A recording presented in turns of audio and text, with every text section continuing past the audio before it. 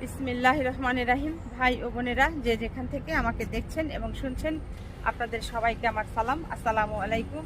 আশা করি আপনারা ভালো আছেন, আমিও ভালো আছি। UK property gossip by Tasmina YouTube চ্যানেলের পক্ষ থেকে জানাই শুভেচ্ছা।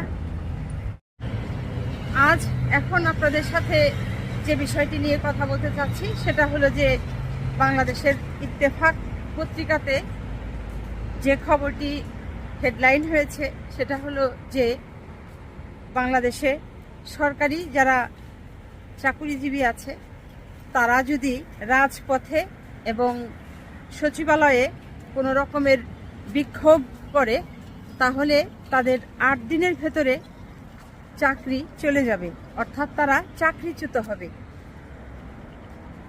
বর্তমানে বাংলাদেশে যে অন্তর্বর্তী সরকার আছে, এই সরকার গত 8-9 মাসে যারা সরকারি চাকরি করেন বাংলাদেশে তাদের ভাব দেখে, কর্মকাণ্ড দেখে এই গত 2018 সালের যে আইন আছে, এই সরকারি চাকুরিজীবীদের যে আইন আছে সেই আইনে এই সংশোধনটি তারা আনছেন। তো ফলে যেটি হবে যে এই কিছু হলেই সরকারি চাকরিজীবীরা যে রাজনীতি শুরু করে দেন সেটি আর করতে পারবেন না। তো এখানে সংবাদপত্রকে এই আইন যারা করছেন, সংশোধন যারা আনছেন, তারা যেটি জানিয়েছেন যে গত কয়েক মাস আগে যেটি হয়েছে, এই সরকারি কর্মকর্তারা বিভিন্ন সময়ে বিভিন্ন বিষয় নিয়ে তারা বিক্ষোভ করেছে এবং 1-2 এরকম করে করে অনেকেই একত্রিত হয়ে এই সচিবালয়ের ভেতরে ঢুকে পড়ে সচিবালয়ের বারান্দায় তারা শুয়ে পড়েছে পর্যন্ত বিক্ষোভ করতে করতে। তো এটি তো আসলে অনাকাঙ্ক্ষিত একটি জিনিস। মানুষের দাবি দাওয়া থাকতেই পারে, তার জন্য এই বিক্ষোভ করা, ভাঙচুর করা, আগুন জ্বালানো, পোড়ানো, এগুলো তো মোটেই ভালো কাজ নয়, শোভনীয় নয়। তো যে কারণেই বর্তমান সরকার যেটি 2018 সালের যে সরকারি কর্মকর্তাদের, কর্মচারীদের বিষয়ে যে আইনটি আছে সে আইনে এই সংশোধনটি আনছেন।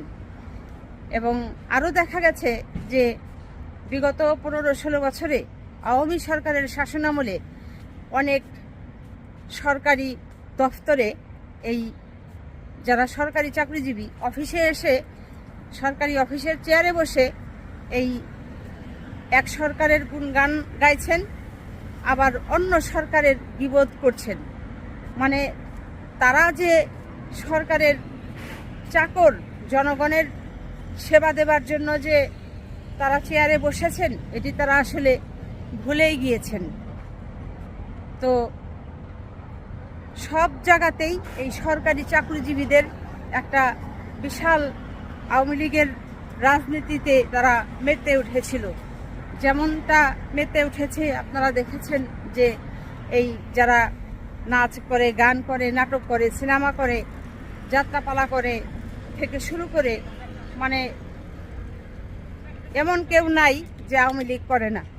ওই যে শেখ হাসিনা ঘোষণা দিয়েছিল যে আগামী 2041 সাল পর্যন্ত আওয়ামী লীগ ক্ষমতায় থাকবে, ওই কথা শুনে তাদের মাথা খারাপ হয়ে গিয়েছিল।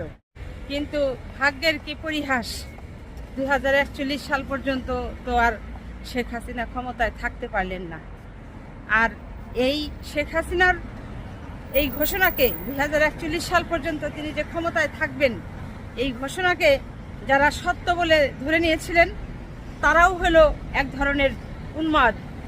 না হলে তারা যদি একবার হিসেব করত যে শেখ হাসিনার বর্তমান বয়স হচ্ছে কত, প্রায় 78 কিংবা 80 কাছাকাছি, তাহলে 41 সালে এই বেচারির বয়সটা কত হবে? প্রায় 93 কিংবা 95 এরকম বয়স হবে। তো ওই বয়সে একটা লোক সে কি বাঁচবে নাকি মারা যাবে, সুস্থ থাকবে নাকি অসুস্থ থাকবে, সে কি কথা বলার মতো ক্ষমতা তার থাকবে ওই সময়ে ওই বয়সে, নাকি কথা বলার ক্ষমতা সে হারিয়ে ফেলবে? এগুলো যদি এই উন্মাদরা, আওয়ামী লীগের উন্মাদরা একটু যদি ঠান্ডা মাথায় চিন্তা করতো, ভাবতো, তাহলে দেশে এই ধরনের অরাজকতার সৃষ্টি হতো না। গত 5ই আগস্ট 2024-এ শেখ হাসিনা ভারতে পালিয়ে চলে যাওয়ার পর বাংলাদেশের অনেক সরকারি কর্মকর্তা কর্মচারী তারা গা ঢাকা দিয়ে রয়েছেন। এই গত 8-9 মাসেও তারা তাদের কর্মস্থলে যোগদান করেনি। কারণ হলো ওই একটাই, তারা নিজেরাই বুঝতে পারছে যে কি পরিমাণ তারা অর্থ আত্মসাৎ করেছে, দুর্নীতির সাথে তারা জড়িত ছিল, যে কারণে তারা এখন কাজে যোগদান করছে না। তো সরকারের দেশ পরিচালনা করতে সমস্যা হচ্ছে এমত অবস্থায়। কারণ দেশ পরিচালনা করতে হলে তো অবশ্যই সেই যে পদে লোকগুলো আসছে না, আত্মগোপনে আছে, লুকিয়ে আছে, পালিয়ে গেছে, সেই পদগুলোতে অবশ্যই লোক নিয়োগ করতে হবে। তো যে কারণেই সরকার মনে হয় যে যথাসময়ে যথা পদক্ষেপটি গ্রহণ করেছে। তো সবাই ভালো থাকবেন, সুস্থ থাকবেন এবং আমার জন্য দোয়া করবেন। আমার এই চ্যানেলটিতে লাইক, কমেন্ট, শেয়ার এবং সাবস্ক্রাইব করবেন। আসসালামু আলাইকুম, আল্লাহ হাফেজ।